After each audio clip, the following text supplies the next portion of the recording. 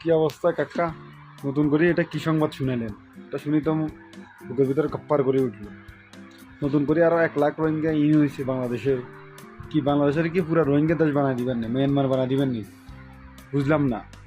শুনলাম গল্প শুনাইলেন বাংলাদেশে এই বছরের মাধ্যমে 2-2.5 লাখ রোহিঙ্গা পাঠাই দিবেন।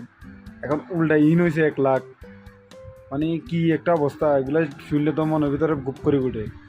বাংলাদেশের অবস্থা মনে হয় যে হামাসের মতন, গাজার মতন এবং ফিলিস্তিনের মতন।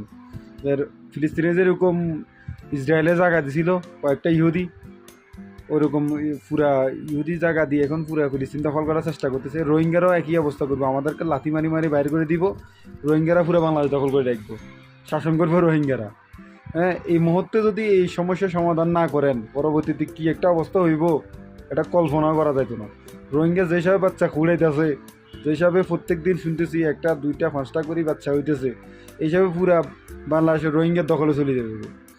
কিছু কিছু রোহিঙ্গা শুনলাম যে ফাস্টফুড টাস্টফুড করে বিদেশেও চলে গেছে। আর এরা তো এমন এক অবস্থা, রোহিঙ্গারা এরা আপনার মাদক হইতে শুরু করে যত রকমের কারবারি আছে বাংলাদেশের ভিতরে সব করে ওরা। এখন তারপরেও জাতিসংঘের কথা শুনি, কেন যে তাদেরকে জায়গা দিতেছে, পশ্চিমার্গও কথা শুনি, পরে পস্তাইবেন। কারণ এই ইহুদি খ্রিস্টানেরা তাদের ব্রেন্ডি মাইট দিতেছে আমাদেরকে ফাঁদে ফেলাই। এরপরে এই রোহিঙ্গা দিয়ে দখল করাবো বাংলাদেশে, এই দেখবেন ইসরায়েলের মতন। বাংলাদেশের মানুষ হয়ে যাবো রোহিঙ্গা, আর রোহিঙ্গা হয়ে যাবো বাঙালি। এই একটা অবস্থা হইব বাংলাদেশে।